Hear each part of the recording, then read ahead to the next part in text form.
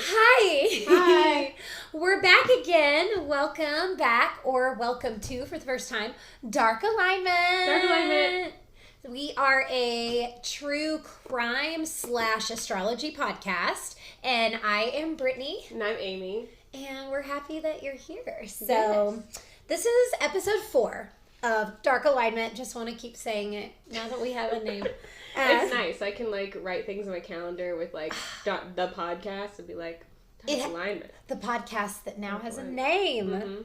Mm-hmm. So last time that we did an episode, we did John Wayne Gacy, the murderous clown, super creepy guy from Chicago. Creepy. So thank you guys all for tuning into that. If you didn't, we've got it on our page, so make sure you subscribe and like and you can hit follow. the bell. You won't miss a single episode. That's right. You could get all the hot news. So we also have an Instagram and a Facebook. So on Instagram, we're at Dark Alignment. Dark Alignment on Facebook? Yes. Facebook as well. We have Dark Alignment on Instagram and Facebook, and then you can find us on Instagram. Yes. She is Britt_Oakley. Yes. And Britt with 2 T's. 2 T's. Double T's. Double T. Double T's. And then I'm Eruca Rose on Instagram. We will have our information in the description. Down there. Just pay attention. And you should look at hers. She just did a wonderful performance yesterday. Yeah, we're actually a little bit tired. We're recording in the morning again, which it's our new thing. We're doing stuff in the morning now. Morning we had a blast last night. I had at our pole studio our summer showcase, so I did a solo. That was a lot of fun. I'm very sore today. And then afterwards, we went back to my house and we sang karaoke and we danced like idiots. We were real assholes. It was great. There's videos on our Instagram, so check it out. We got videos, full videos of all the good times of kind of what we do when we're not here talking about murder and astrology. So we got to talk a little bit about murder and astrology last night, just a little bit. Who am I kidding? I talk about murder constantly. So there's all of that, and we do have Patreon. Yes, we also have a Patreon. That information is in the bio. You can support our podcast and our brain baby. Support us and our baby. baby. Brain babies cost money, guys. They really do, and we could use the help. In the meantime, we're just gonna struggle. We're gonna really we're gonna try to work it out. We're like single moms. I was trying to avoid that joke. Yeah, I know. I went there.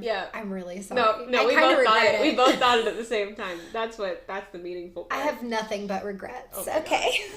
So, guys, this week we are doing a really famous case that, the only way you have not heard of... I bet you know it. Yeah. I bet you know it. If you haven't heard of it, you've probably been living under a rock because, it's been huge. Yeah. Thanks to the Hulu series called The Act. So we are doing Gypsy Rose Blanchard and Dee Dee Blanchard today. So...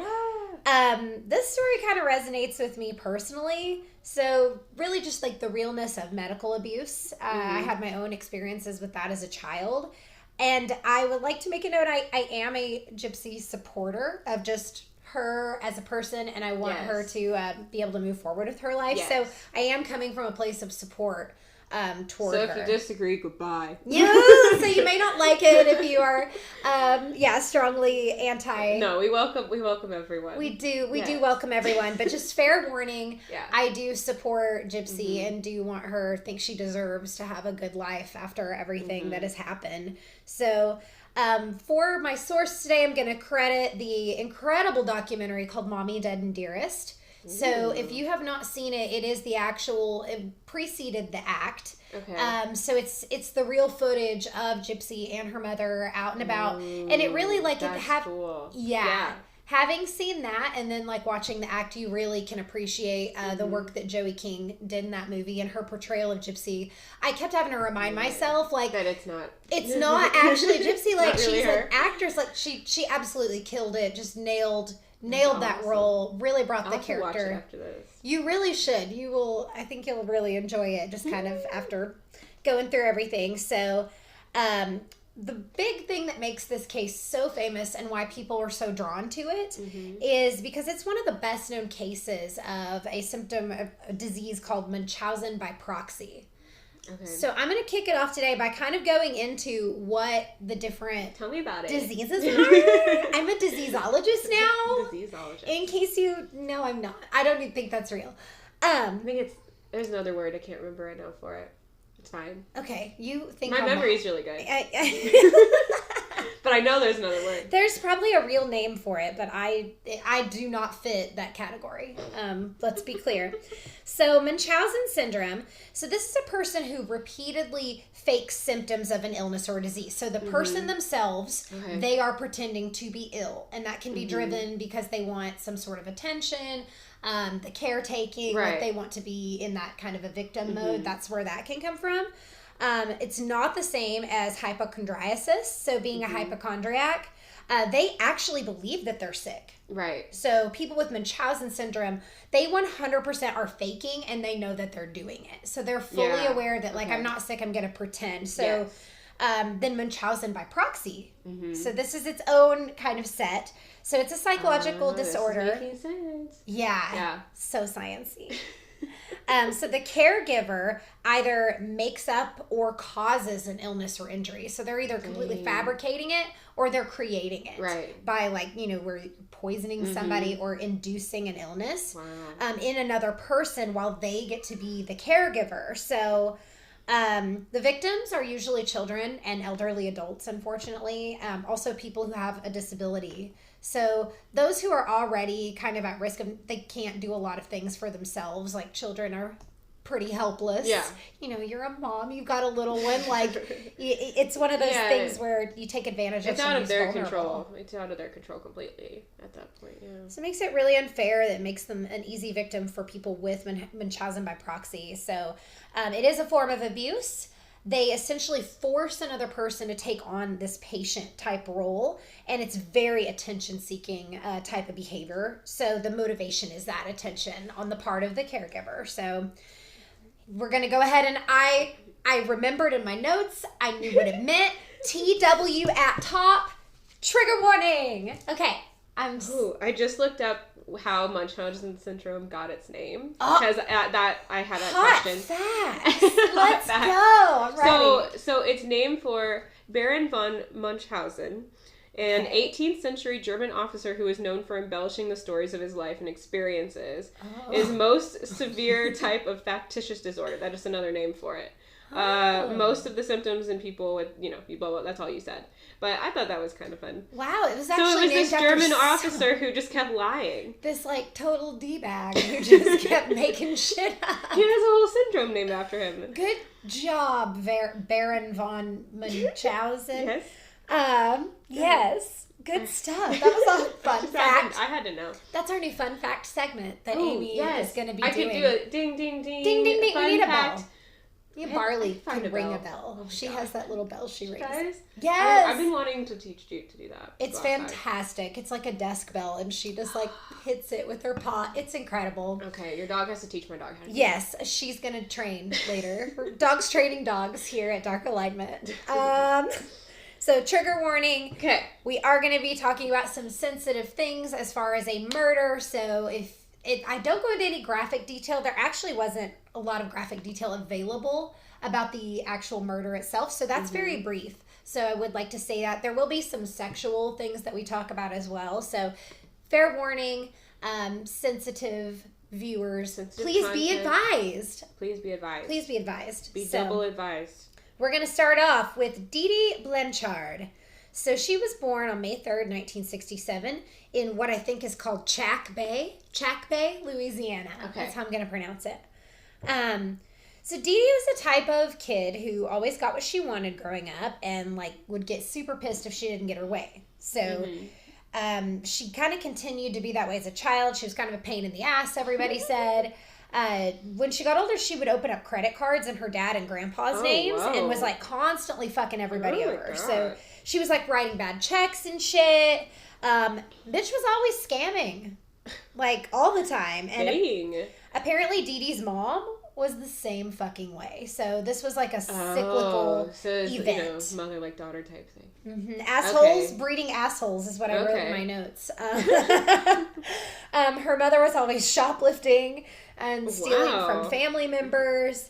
And Dee Dee was actually her mother's caretaker. So this is a really interesting tidbit. Yes. Oh, so she knew what it was like to be... get to be like, oh, you just take such good care of everybody. Like, so she fell into that role with her mom. And then she lost her shit the day her mom died. So apparently also, this is kind of suspicious that her mom was starving to death. So it's really fucking sad. So it sounds like the syndrome may have like peaked initially in that relationship. So super fucked up. And then when Dee Dee's 24 years old, she becomes pregnant.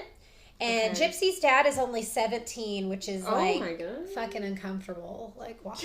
Like, yeah, that's uncomfortable. It's kind of uncomfortable. So along comes Gypsy Rose. So sweet little Gypsy Rose Blanchard was born on July 1st in 1991.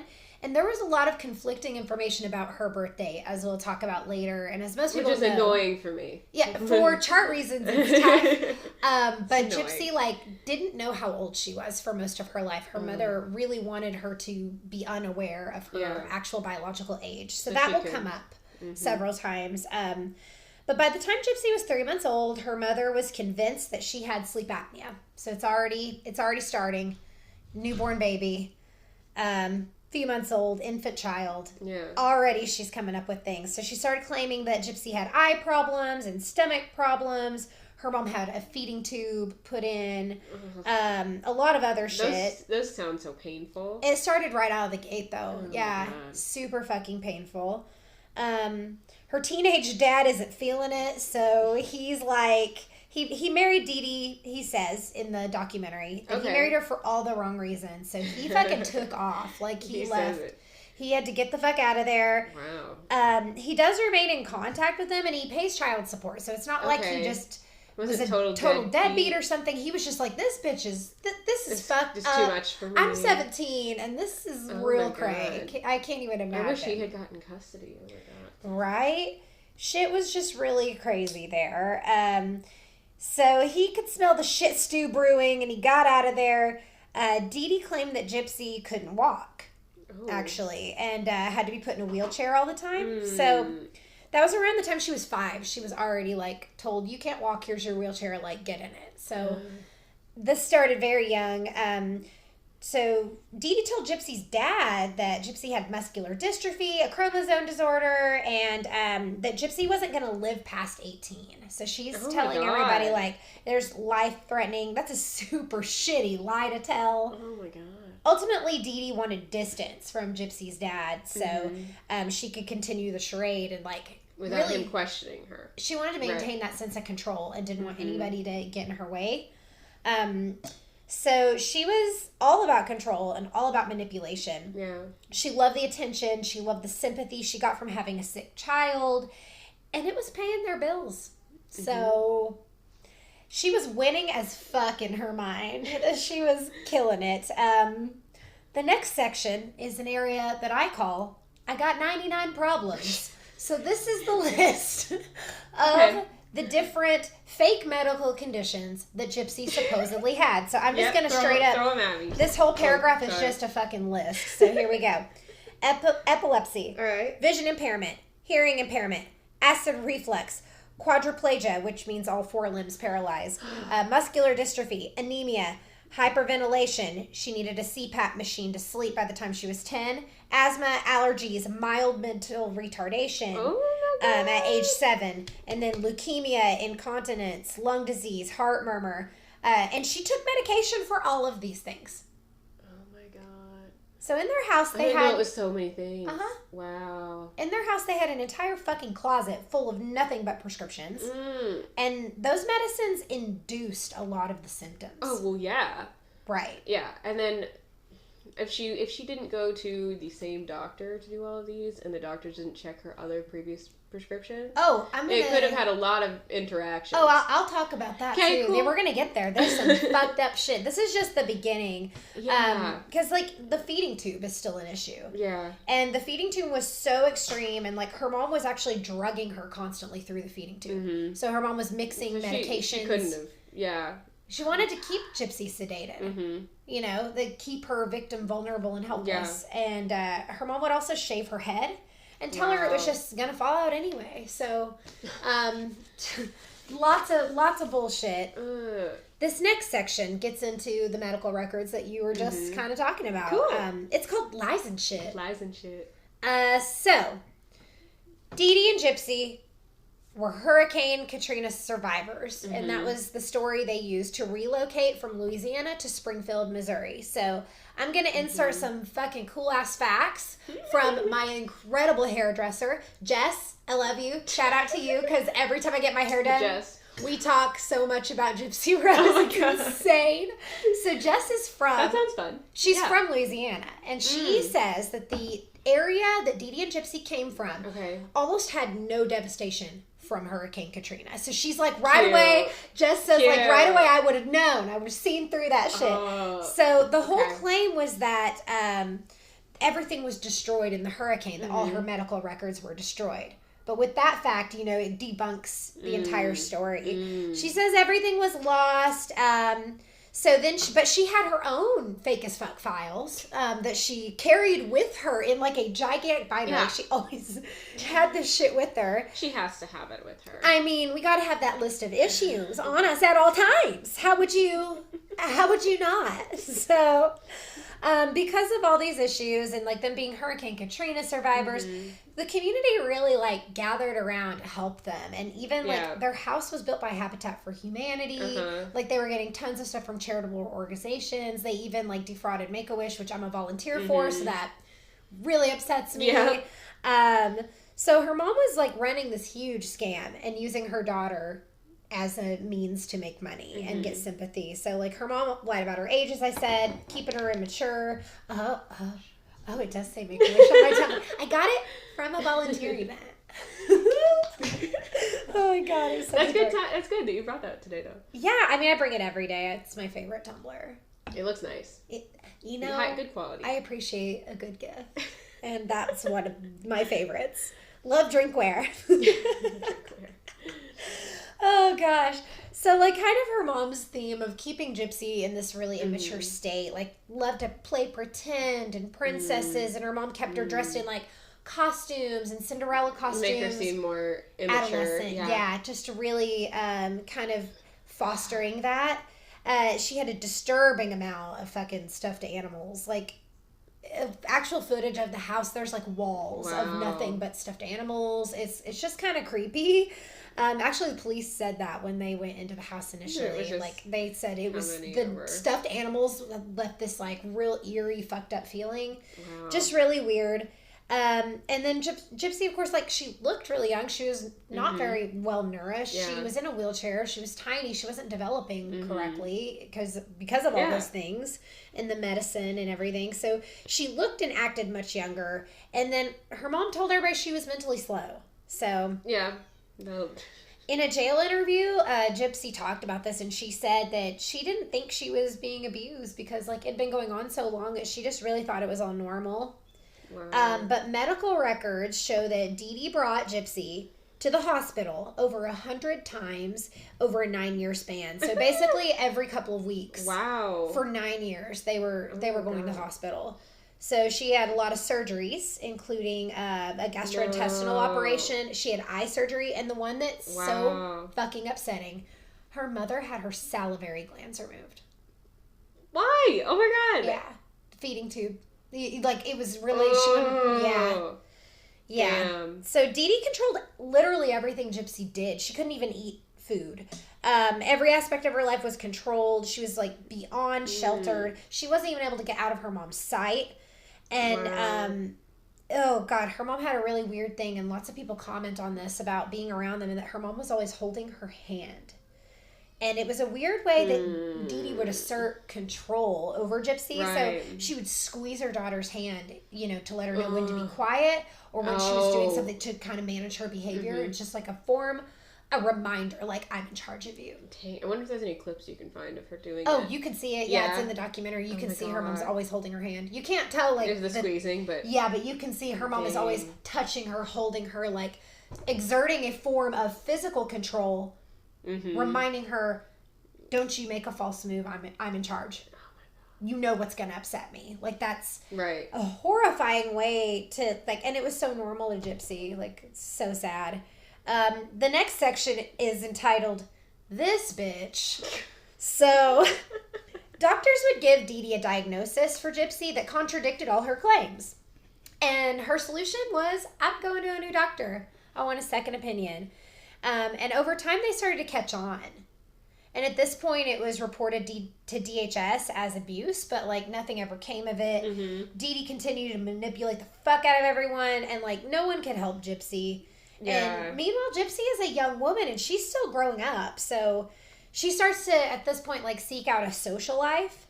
And her mom started letting her go to things, but her mom went with her. So they went to a sci-fi event, like a Comic-Con type of thing, because there was, like, the characters, and Gypsy was really into dressing up, and it was... It probably seemed suitable. Yeah, so, like, anime kind of stuff. Right. Like, she was into all of that.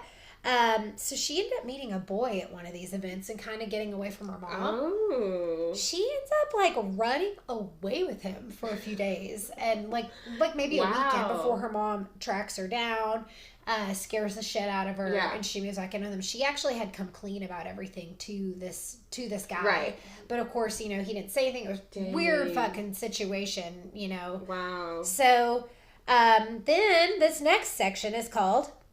fucking puberty, because it hits hard for everyone. And this is where we have our introduction to Nicholas Godejohn. Okay. So he and Gypsy met on a Christian dating website. Mm-hmm. And poor Gypsy had absolutely no social skills because she was kept away from everyone and everything. Right. So she meets this guy online. Yeah. He's severely mentally disturbed. He has several conditions that he was diagnosed with, schizophrenia being one of them.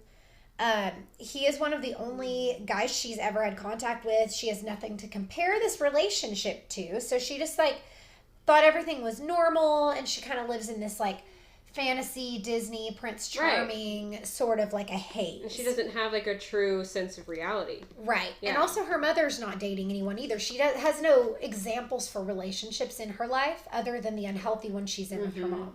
So, and then what she sees on, like, all the movies, and she loves that. The Prince Charming, she holds to that quite a bit. Of, like, the whole experience when she talks about it. So they talked about marriage, and then, you know, eventually they started talking about sex, and they get into some BDSM shit. So no kink shame, absolutely not. But just straight there. Yeah. But innocent little Gypsy only was going along with this because she was naive, and she just did not know. Gotcha. This isn't necessarily something that she felt and was doing. She was, you know, kind of intrigued and, like, wanted to be this because she thought this is what you do. Like, she didn't have anything to base that on. And then, like, so Nick, like I said, he had some problems. He thought he was a vampire. He had been arrested previously for watching porn and touching himself at a McDonald's for 9 hours. So he wasn't really what you would call boyfriend material. Maybe not the best. So that was interesting.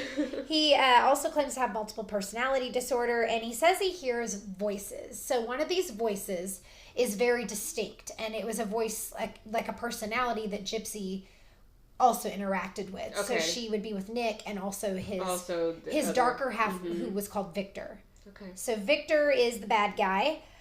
So the two of them start having this really dark sexual relationship, like, complete with costumes, which... nothing wrong with that shit, do you, girl? I support costumes. It's the whole situation that makes it. Yeah, then they started adding in, like, knives and weapons and things and kind of fantasizing with weapons, which, whatever. But sex had always been really forbidden to Gypsy, and, like, shit kind of got wild. And Gypsy creates a covert mission to meet Nick, and her plan is to do it in a local movie theater. So... she, like, gets him there. He doesn't live in the same state or anything, and she gets him a bus ticket. He comes down. He follows the instructions. He's got to go to this movie, and she plans to sneak out of the theater in the middle of it to go to the bathroom to get away from her mom. Oh. She meets Nick in the bathroom, and the two proceed to have some bathroom sex. There's conflict about whether it was consensual or rape. So that's where I don't really... I don't think we could know. No. Yeah. I mean, I think also Gypsy's definition of consent is probably a very questionable definition, because she may have been like mentally like, okay, I want to consent to this, but when it came down to it, she had no experience. Like, we have no way of knowing, and obviously Nick had some sexual issues to be like fucking masturbating at McDonald's, like, you know, that's you have some sexual deviant tendencies. There's no way to really know. I mean, Gypsy was just so innocent. That's unfortunate. You know, she goes there, does that shit with Nick, and then a year into like her relationship with Nick, she tells him everything about what her mom's been doing to her. Oh, and then the two of them decide that like Dee Dee's gotta fucking go. Yeah. I mean, next section. Dun, dun, dun, dun. This is why they call it the act. The act. The act. Yeah. So basically, name of the show on Hulu. The whole big explosion moment, the climax of our story, if you will. So Gypsy buys Nick another bus ticket. This time it's with a lot of intent. They are planning to kill Dee Dee. Going to do it. Yes, they're going to commit the act, and she gives Nick all the instructions throughout the evening. So she texts him, tells him where to be, tells him what to do, what time, and the plan is to wait until Dee Dee falls asleep. So Gypsy left gloves, duct tape, and a knife outside the house. And then, like, when it was time, she left the door unlocked. She went and hid in the bathroom and covered her ears. So, wow. This point, Nick comes inside, goes to Dee Dee's room, and stabs her to death. So Dee Dee is dead at 48 years old from multiple stab wounds. And Gypsy says, she actually talks about it. She says that she could hear her mom dying. Wow. She could hear her mom screaming her name. Oh. Yeah. So, she's like, that's through the covering of her ears. She could just hear her mom yelling for her. And knowing that she may have killed her own mother, you know, that Dee Dee might have killed her own mother. Like, right? I wonder what her thoughts were in her last moments. It's like, that's a great point. Did she suspect that Gypsy had something to do with it? Like paranoid like that, or maybe she felt like maybe it was deserved because she killed her own mother. I'm just thinking those last moment thoughts, what they might have been. I kind of think for Dee Dee, it was probably pure fear. I don't think that she would assume that Gypsy could be capable of something like that, because she saw Gypsy as like her innocent little. True. You know, she really did view Gypsy as, you're this vulnerable thing I can do whatever I want with, and I'm in full control of you. So I don't think that she would be able to conceptualize. You think maybe Gypsy, it was crying for help? Yeah. For Gypsy, yeah. No, she was like wanting Gypsy to save her and help her. And she was probably worrying something was going to happen to Gypsy. You know, if we're being honest, from like, if she has any ounce of like being a real mother in her, which I don't know. I don't have children, but I would think that would be instinctual to worry about your young, even despite the abuse. So who knows what those last moments and thoughts were. She definitely didn't die an easy death. It was really, really a brutal homicide. So, after the crime is done, Dee Dee is dead. Gypsy comes out of the bathroom. And at this point, Gypsy and Nick have sex. Okay. Gypsy says that he raped her. Okay. And she does not consider it to be consensual. So that's the end of story for me. Yeah. That's what it is. Yeah. I have no more questions. And actually, he bit the fuck out of her. What? I saw the pictures, and the bruising was insane.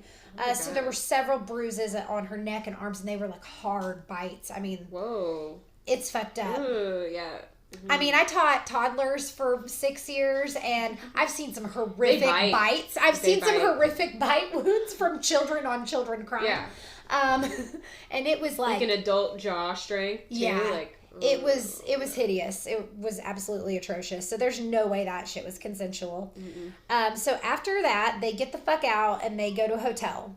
And then, you know, they're trying to get back to Wisconsin, and they eventually do, and that's where Nick is from. So Gypsy says at this point, she's feeling free for the first time in her entire life. Like, she just was like kind of this out of sight, out of mind attitude, wasn't really thinking about what had just happened. And then the police are tipped off by a Facebook post that Gypsy wrote a few days later. So if they were watching her Facebook, were they suspicious already? The Facebook post was fucked okay. up. It was just, all right. Mm-hmm. It was just really... No, the Facebook post itself drew all the attention. Like, it wasn't just that they were monitoring the account. Actually, nobody probably would have known what was happening because they stayed in the house and they were so confined and they didn't have close personal relationships outside of each other. So, Gypsy is nowhere to be found. And at first everybody thinks she's kidnapped because they find Dee Dee's body on June 14th, 2015. Right. The Facebook post that caused so much controversy and made everybody want to go check on them read, "That bitch is dead. I fucking slashed that pig and raped her sweet innocent daughter. Her scream was so fucking loud. LOL."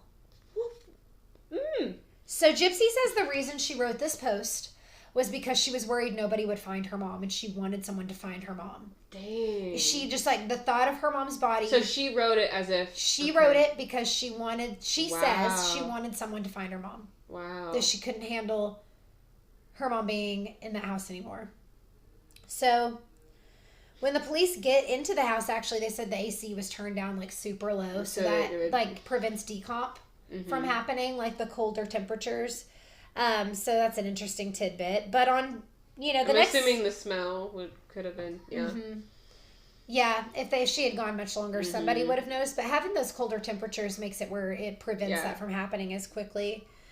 So this next section is called Game Over. On June 15th, 2015 at 10:40 p.m. in, I don't know how to say this, I'm going to try. Forgive me, Wisconsiners. Oh, God. Waukesha, Wisconsin. Waukesha. That's right. Yeah. At the sheriff's office, the police bring Gypsy in for questioning about her mother's death. So she's 19 at this time. And when the cops initially tell her about the death, her reaction is shock, disbelief, and, like, uncontrollable crying. I've seen the interrogation video, and she acts like she doesn't understand what they're telling her.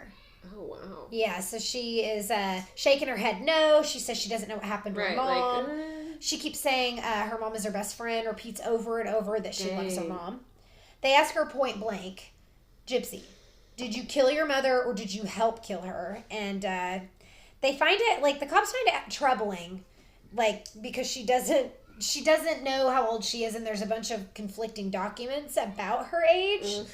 So it's all just like a whole mess. We don't know so many things. Gypsy seems to kind of have no idea what's going on. Also doesn't know her age, acting like she doesn't know anything about this when clearly she does. Yeah.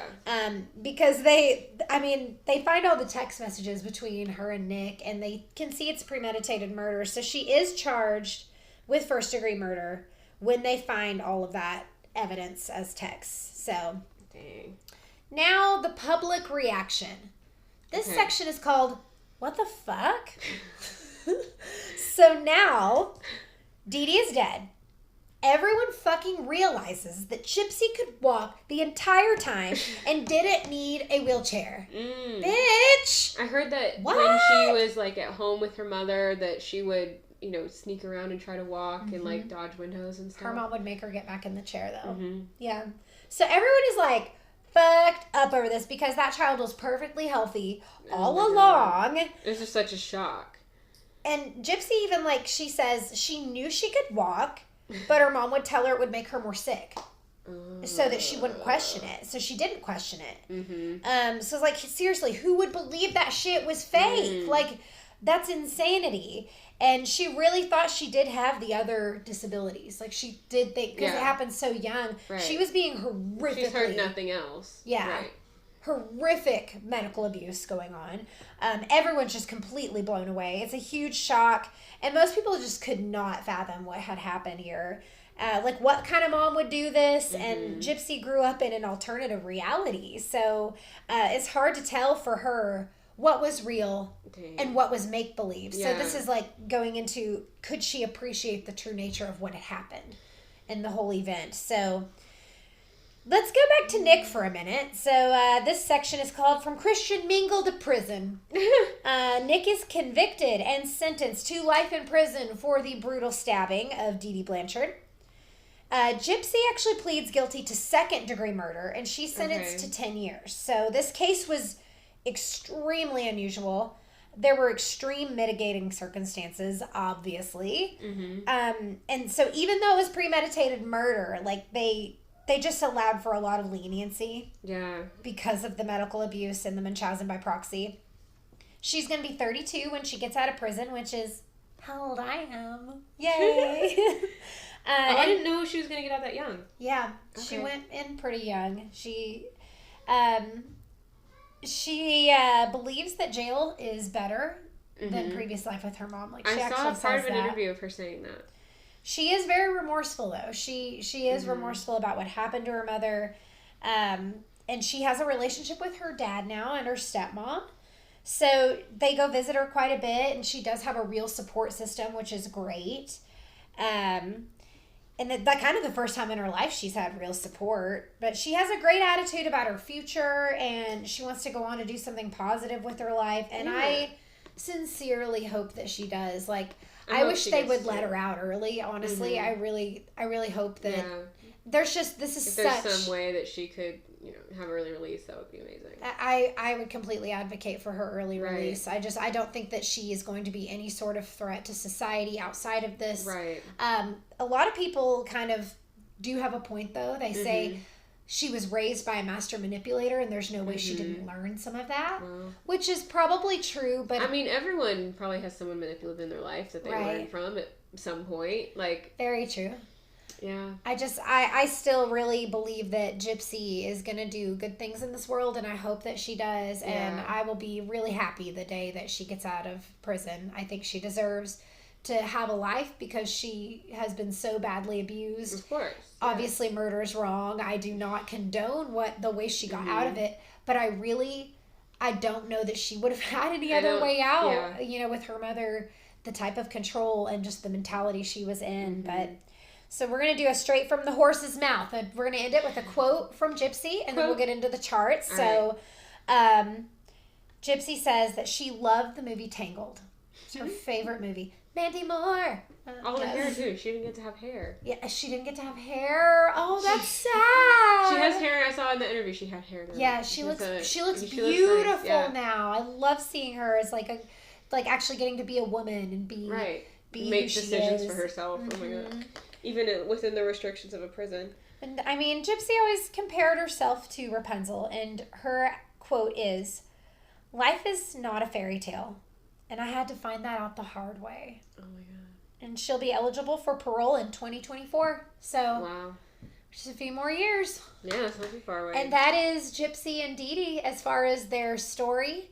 Now, I guess we'll go ahead and do some charts. It's charts time. Okay, I'm ready. We have a lot of charts to look at here. So I'm only going to mention a few things on each one that really kind of stand out to me. I'll give you the basic natal chart information as well, just because who doesn't want to know that? I mean, I want to know. All right, I have it set to something weird right now, so let me switch it over. I'm going to start with Dee Dee, the mama. Dee Dee.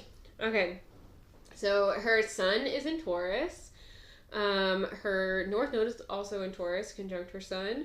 Her moon is in a Pisces. So we don't know her rising. We don't have times for either of their births. So, we don't have houses, but we do have the planetary position. We have something to work with here. It's going to be good. It's going to be good. So, one of the things I was looking at first was her South Node, which is like where she came from. It's her past. It's also your past life on a chart. It's your comfort zone. Okay. So it's something that like you have this energy really like down pat. Like it doesn't serve you to keep perpetuating this energy typically. Like you can revisit it, but it's not really something you want to make your life all about, your past life. And it's not that she really didn't necessarily do that, but she incorporated it in a very negative, manipulative way. Right. So as we know. Which is what you want to generally do. You want to take your South Node, your comfort zone, and what you like are comfortable doing, and like line it up with your aspirations in life, and like really use like your natural skills to move you forward in life, which she did in just a very I was gonna say toxic way. She did do that, but right. not in a way that's conducive to anybody except for Dee. So she made the choice with the energies she had. Okay. To take this a negative route. Shitty choices. Let's do it. With the South Node in Scorpio, you have a very intense environment growing up. Your early life is very intense. It can be kind of, like there's like some darker themes to it with Scorpio. There might be some themes about death, or at least transformation changes, like things like that changing. Well, I know she had mommy issues, so that's could be coming into play. Yeah, her mom had a lot to do with her past. There's a trine there to her moon, which can represent like the mother's influence, how they view their mother. So she has this sense of like darker, Scorpio can be manipulative. I'm not saying coming from a Scorpio. I have to be careful saying that because people just automatically be like, oh, Scorpio is like such a whatever. Right? Yeah, I love so I'm Scorpios, like, all right, so Scorpio does have it's like they can really kind of sense. It's an energy of sensing this like power dynamic. And sometimes they will use that to their advantage. They'll try to use that to their advantage. In her past, she, with her caring for her mother, she was really playing with this idea probably a lot. Mm-hmm. Like, your mother is really supposed to be caring for you, but she's caring for her mother and whatever. And Scorpio also is really into figuring out how things work. So she's learning. A lot of Scorpio energy gets involved with biology or like small mechanics, like wanting to understand like how things really work. It could also be socially, but it really depends on the rest of the chart. She was looking to work that fucking system. She's learning how to work the system with healthcare. And she did it with money too, with all the bad checks and stealing and using credit cards. Like she was just trying to like find the loophole in all avenues. Yes. And her aspirations in life. So if her South Node is in Scorpio, you look opposite of that. So her North Node is in Taurus. With her sun, it's a stellium there, with her sun, Pallas, and Mercury. So Taurus is not necessarily always just looking for so much super material comfort, but when your North Node is there, it's less of like a ground, like you're always searching for this grounded feeling you can't quite achieve. Oh. So she's always looking for this feeling of like having more. She wants to accumulate more. She wants to feel very financially and materially secure. It's really wanting like this ultimate comfort. Okay. So her goals are very material oriented.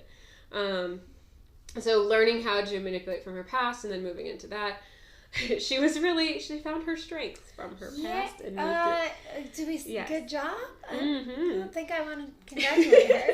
And that's her personality too. Her sun is there, right? So it's just who she is. Okay. Like she sees it as like this is her direction in life. This is who she is, and I'm killing it, y'all. I'm doing it. And then trying her sun, we have over in Virgo. I was really interested what she'd have in Virgo. I'd love to see the 6th house, but Virgo energy is kind of like they're really into being useful and caring for others. They're not afraid of doing like a lot of tedious tasks. They're quite organized. Practical thinking. It's another earth sign. She has some energy here that makes it very weird. Virgo can also be like a nursing placement. Nursing, so, like her favorite. Right. So if she's like caring for others, like literally caring for others, like she's using some Virgo energy there.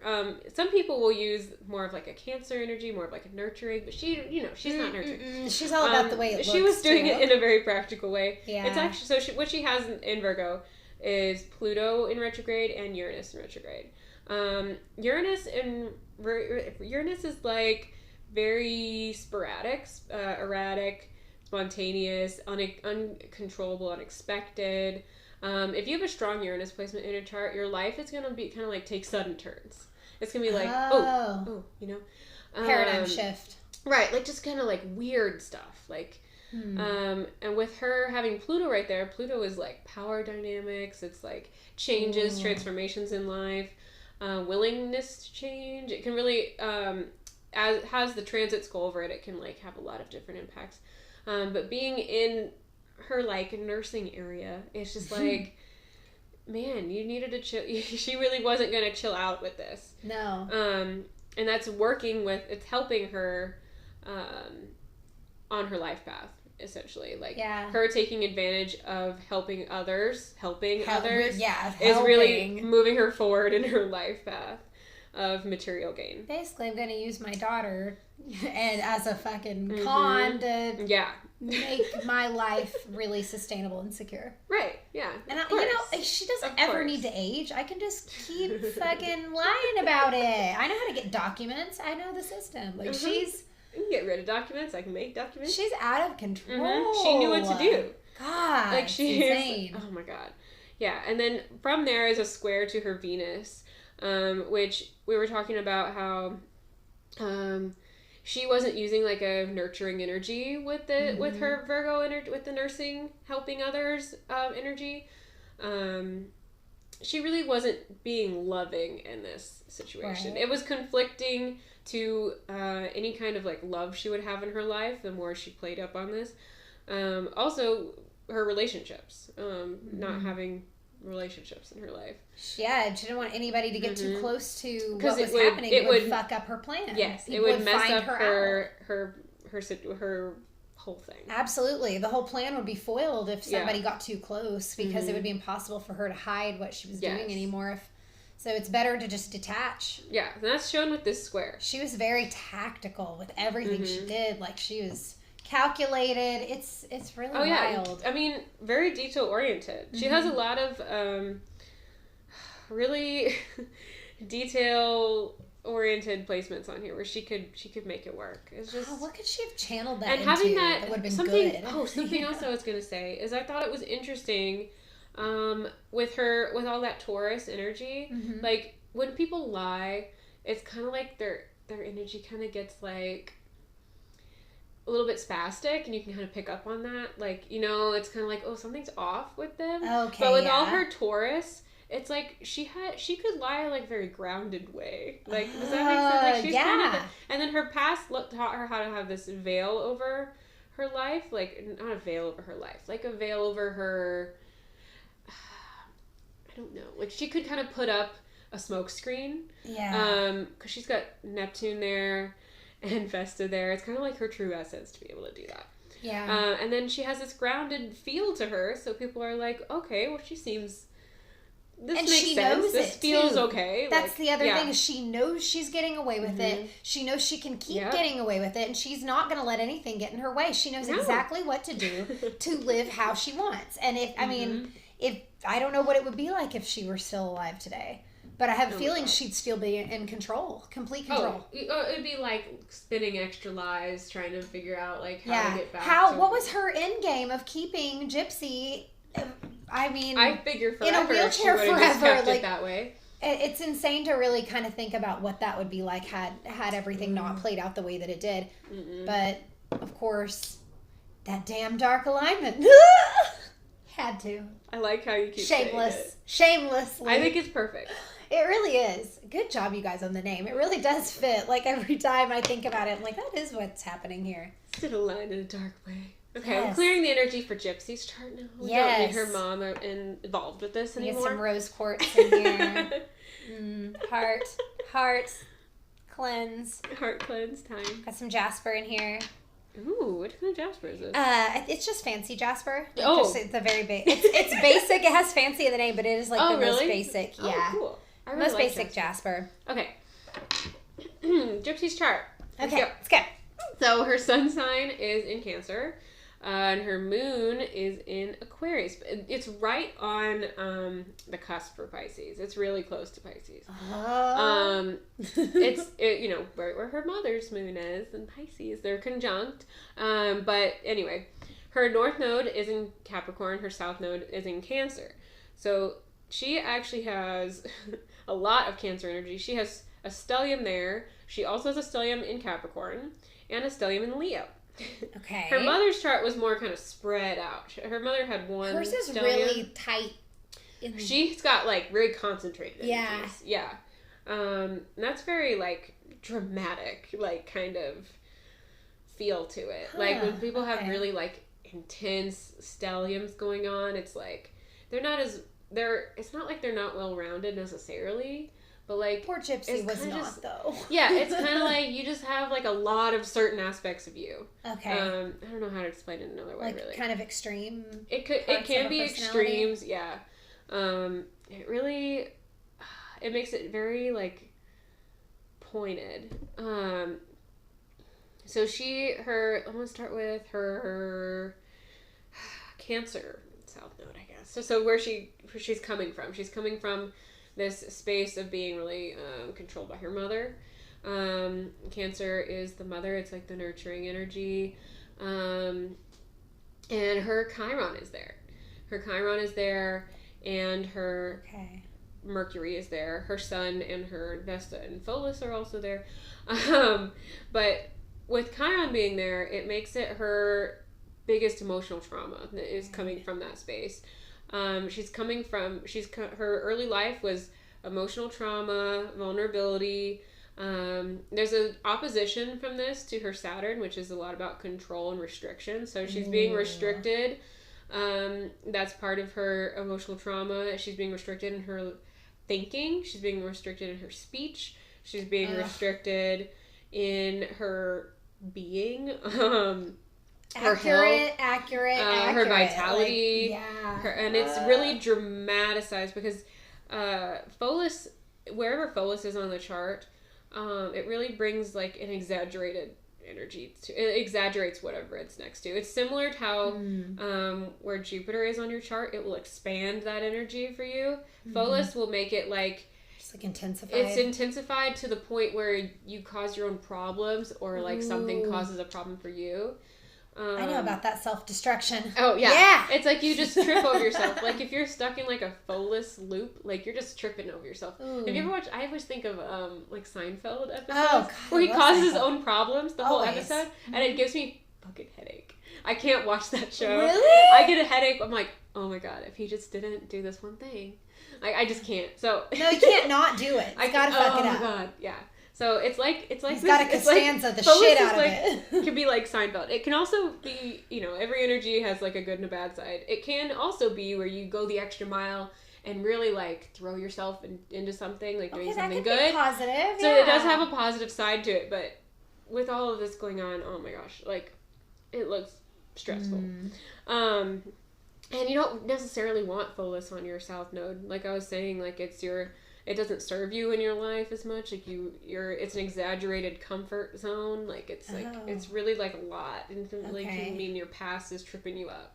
Oh, okay. Yeah, so it's not great. So then after that one, we can move over. I'm gonna go to her Leo stellium next, which is right next to that. And this is showing she's got Venus, Mars, and Jupiter here. And with our first episode, we had someone with a lot of Leo energy, and their situation was made very public. Yes. So you can see a lot of things with Leo energy being kind of put on stage, like put on the main stage for everyone to see. It's almost like part of their life is like a performance. Absolutely, it was like the events. Like Amy has not seen Mommy Dead and Dearest. Told her she has to watch after this because it's storming now, so I think I might watch it just right after. That shit opens up with Dee Dee and Gypsy doing this like weird as fuck, awkward a cappella performance of some song, and it's awful and it's disturbing. It makes me want to run away. Some attitude bullshit or something. It's bad, dude. Like, it's horrible.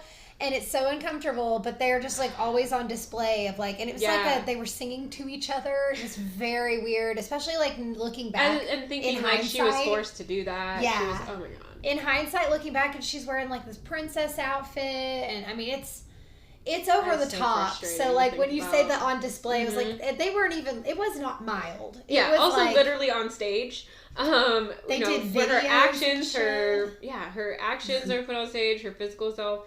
It's an expansion of that energy throughout her whole life with Jupiter there. So it's like, it's inescapable to a point. Like, throughout her whole entire life, it will be that way. She's going to always kind of be, put in in front of people like that. In her now too. Like, her Venus is there too. So this, there's another aspect of Leo where, they want to be seen, but also Leo energy wants to be seen. It is always seen. But also Leo energy is very romanticized. So Leo, like a Leo Venus, like they want like a movie, a romance movie.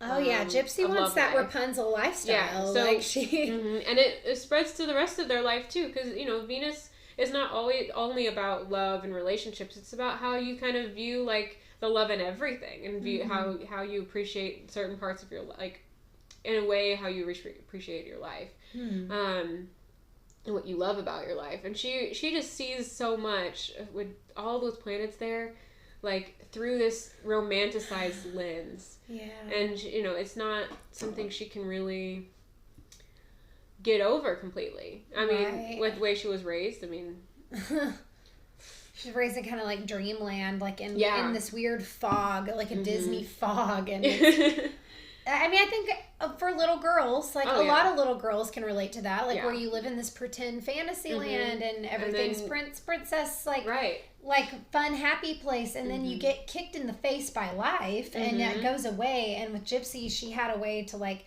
have that innocence preserved. Yeah, it kept going on longer for her. So it was a really alternate reality, and then seeing herself as Rapunzel and locked away in this tower and like no access to anybody or anything. It's wild when you really look at that, how that romanticizes your life. Like you almost have to look at it that way, or you're just a fucking prisoner. Yeah. It really kept her kind of sane, because it's also in opposition to her moon. It's like her inner self. Like it really helped. She got to believe in being saved, really. And she honestly thought, like, Nick is going to save me. And in a weird way, he kind of did. Oh, it's fucked up. It's fucked up to look at it in that way. All right, so... This is a heavy chart. Yeah. So then she's got some major issues with Ceres. Ceres is an asteroid that's about what you need to feel loved in life. She's got a ton of squares. It's also hitting her life path. So, like, it's like a major theme of her life, a major struggle in her life, a major challenge to her life path is what she needs to feel loved, and how can she have the basic essence of love, like a comforting kind of love. Like she's really looking for some kind of balance with it. But she man, I'm trying to make sure I'm not missing anything. It just sucks. Like her mom was supposed to be the one to love her, and the way her mom loved her was being her caretaker, but was actually fucking making her sick. So her concept of love, like, it's no wonder she doesn't have what she needs to feel loved. Like she doesn't even understand what healthy love actually looks like. It's this weird cycle where she does have this sense of inner love, like she loves herself in that way, but she's not getting it externally, like directly.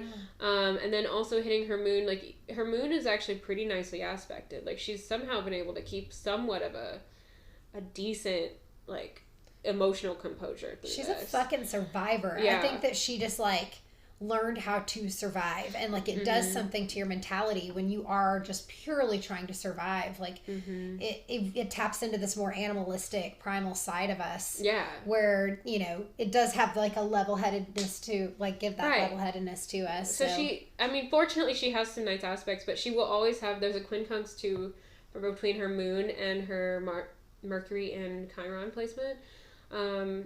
And that's going to always be a block emotionally for her. Like she's never going to be able to like really get over that emotional trauma. And I mean, I don't think with something like that you would ever completely get over that. No. And she's never going to be able to think and speak how she could have otherwise either. Right. It's always going to be affected.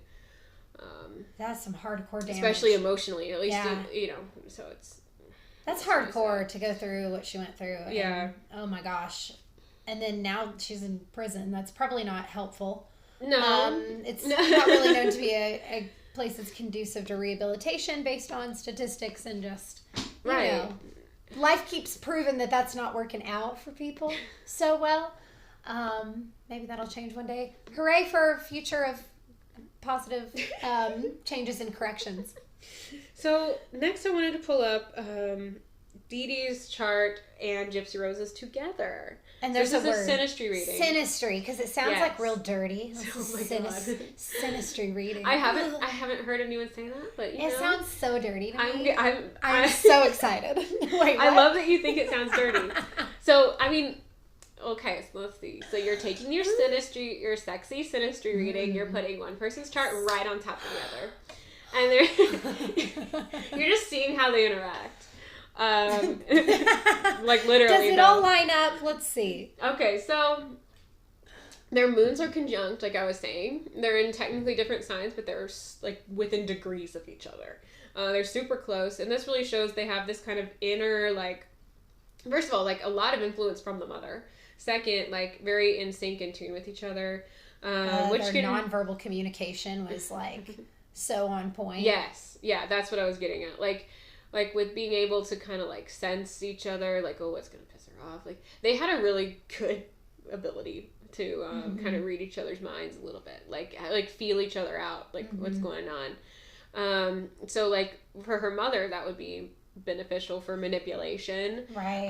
For Gypsy, that would be beneficial for, not getting in more trouble, I guess, like and Gypsy had being able own... to like lay low when she needed to. She had her own way of manipulating her mom. Like she knew, true, like at that movie theater when she wanted to go see Nick in the bathroom, like she knew exactly how to do how it. Her like mom would react. They knew each other so well that they like could really, in a sense. Yeah, when you're like pretty much around one person your whole life, like you are gonna like I'm an only child of a single mom, so I knew exactly what I could get away with. I knew exactly how to ask my mom something to get a yes. Like, I mean, you kind of learn that when I grew up with just my mom, so it was a lot There's not like another person, and there's no one disrupting that energy. So I know, I mean, I lived in a similar kind of a environment. Not that my mom was like, hold my hand and like, no, Mom, you didn't do that.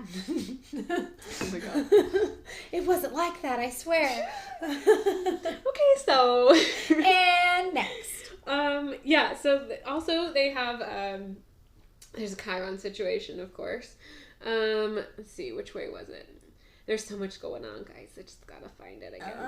All right, Chiron. Yeah, all right. So the thing with so it's complicated. I can tell by your face when you're like. I just took so many notes, and there's so much going on. All right, so we have. I know what this was about here. All right, we gotta find where the other thing was. So there was like a Chiron. And then we have... Oh, okay. I think I wrote the wrong thing. That's why I confused myself. If you write the wrong planet and you look for it, it's not going to be there. If you fuck up your notes, you're going to be like, what? You're going to be like, what? Oh, my God. All right. So there's an interesting thing with Dee Dee's Juno placement and some of the placements on Gypsy Rose's. So Juno is like this asteroid that talks about... That shows really what you're committed to in this life and really what you're naturally... It can show marriage also, but it's really just something you're just very naturally obliged to do. Okay, that's not the right word. No. Obligated? Is it just obligated? I think it was. Okay. I was trying to phrase it in a nice, fun way. Words are so hard. Words are hard, guys. All right, so we have... Hers in Leo. So this is like a commitment to that performance. She was so committed to the She was committed to the performance, and this created a block to Gypsy's self-empowerment. So she could not, manipulate her situation whenever her mother was so committed to keeping this going. Right. And then there's just get up out of that wheelchair. Yeah, there wasn't anything that she was going to do. There's also an opposition to Gypsy's Saturn placement, which is a lot about control and restriction. It's really like she's just so committed to being this way with her daughter and getting away with it, getting away with it publicly. Yeah. It's just so great. It is really crazy. This is the worst story. I know.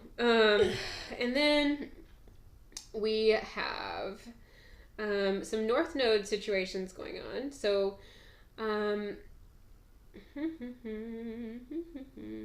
So Dee Dee's North Node, her mission in life, which is all about material gain, is square to Gypsy's Saturn as well. That's showing a lot more conflict with creating restriction for her daughter, a lot of controlling, discipline, things like that. We have another Saturn aspect with the Liliths. So their Liliths, which was really cool to see on here, are square each other. And then Saturn is also square Gypsy's Lilith. So this is a lot more about, again, control and restriction. But also their willpower, their inner willpower, they're like how they find self-empowerment, how they can manipulate their situations to benefit themselves, are at odds. They're also always in conflict. So there's no way they could coexist without, like, you know, constantly fighting or one winning. Yeah. They'd either have to be separated or one would have to be killed. Just like an extreme power struggle. It's an extreme, like, if one of them is able to bring themselves up, then the other one feels like, oh, well, my power is gone. So it's like, they cannot, like, coexist with a balance like that. One thing about this relationship is, like, the harder that Gypsy tries to grow up and the more she tries to, like, have these social relationships, then the harder her mom's side of it, she is going to, like, lays down the fucking hammer even harder and does more to cut these relationships off. Yes. And drugs Gypsy more. Like, she ended up, you know, she was willing to stop at nothing to keep her daughter incapacitated. Because that was her life purpose. Right. Oh, God. No. Oh, my gosh. All right. So now we have Dee Dee's death chart pulled up. Uh-oh.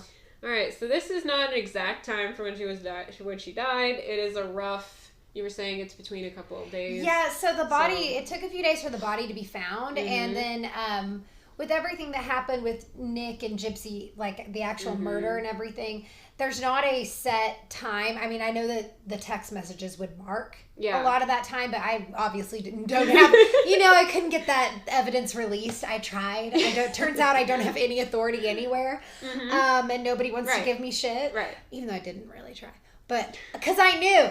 But no, like, that information's not really available. So we're thinking, like, because they were found on June 14th, that it would have been the 12th or the 13th, like late in the hours, like leading up between the 12th and the 13th. So that's kind of, we have a time frame for the death of just logical structure of events. And so, you know, I'm not going to be looking at anything super time specific because of that. We put in the 13th at midnight, so right as the 13th rolled in. We're looking for a nice mid-zone for this. So, some things with the death chart I thought were interesting is Dee Dee is in her Chiron return. So, this is her own emotional traumas, her own vulnerabilities, coming back around the chart. So it's come full circle. It's come full circle, exactly. Yep, that's a really good way to phrase it. I'm going to leave it at that. We've got a lot of Venus involvement, which was, like, really weird for me to see. I wasn't expecting that, but now that the more I think about it, like, it really does make sense. So we have transit Venus over her Juno, which is her commitment to this charade. And then we have the Sun and Mars right on top of her natal Venus. And we know she had issues with her love life. We know she had issues with being able to give love in general. Like, you know, in acceptable ways. So she, with the Sun and Mars there, like, that creates a lot of, like, fiery energy right there, and it's a lot of, like, focus. When it's transiting over something, it creates this, like, spotlight effect on that part of your life. So it's like a spotlight on her ability to love and her love experiences. And then with transit Venus being over her Juno and this charade, it's kind of like love is kind of biting back at her and her with this charade and how she's dealt with love throughout her own life. And the fact that it was her daughter's love interest that killed her, I just think that's so interesting. And also how that lines up. It's like it's kind of like, well, what she just didn't do, she just, like, purposely didn't do in her own life that could have been nice for her. Just came back and, you know, when Venus is not, Venus is very lovey and nice and, like, oh my god, Venus, what? Right. But, like, also, when Venus is put in a bad spot. Like, when Venus is treated poorly, like, Venus is a bitch. Yeah. Yeah. Scorned love. Yes. I mean, essentially is fucking brutal. So all of that energy coming in into her death is really, I thought that was very unique. Interesting. So she's got, let's see, some issues here going on with Saturn and Lilith in her south node, really showing her reign of power and control coming to an end. Oh, girl. We have Lilith, and I think, so her Uranus and Pluto situation, like I was saying, in the nursing area of her chart, Lilith is transiting over that. So that's a really reflection of being of self-empowerment, really taking down her chaotic reign. Oh my gosh. And to say it very shortly, sounds really we're running low symbolic. on time. Yeah, I think she has a lot of symbolic things coming in here. And then the moon is over her north node and sun sign around this time. So we have, the moon moves pretty quickly, so I can't say exactly what it was over, but, the moon is really right on top of her life path and her purpose, and that's really interesting. So, next, just want to talk about some nice things about maybe Gypsy's future, right? Yay! We wanted to see, does she have, some... What's it going to be like for her? Some positive energy. She's going to be out of jail for the rest of her life. Yeah, less than 5 years. She's going to be like a free woman. She's going to be able to do whatever she wants in this life. What is she kind of I did write a few things. You helped me think of a few things that would be, nice to end on a nice, high note to give everybody, because Gypsy will be getting out. And this has been so intense. We need to kind of... Oh, there's so much raise our going on. vibrations a little bit. This has been a hardcore story. Just heavy energies. Mm-hmm. Yeah, for real. So, again, like I was saying earlier, she does have some nice aspects to her moon, so she can find some kind of, self-love, at least, to keep kind of, lift herself up a little bit. She's not, she's always got, that block going on, but she can lift herself up. She has an interesting palace, lots of really nice placement, nice aspects on her palace, and her north node. So as she moves forward with her life, she's really learning decision making, and she's learning this sense of inner wisdom, which a lot of us would learn a little bit maybe earlier in life. But she's as she goes through life, she's really taking. She's trying. Yeah. She's working on herself. Good for you, Gypsy. Keep working on yourself, girl. You're gonna get through this. Then my last note, she has Vesta and let's see, let me find this. Vesta and Lilith are opposite with her sun sign, so she is really moving.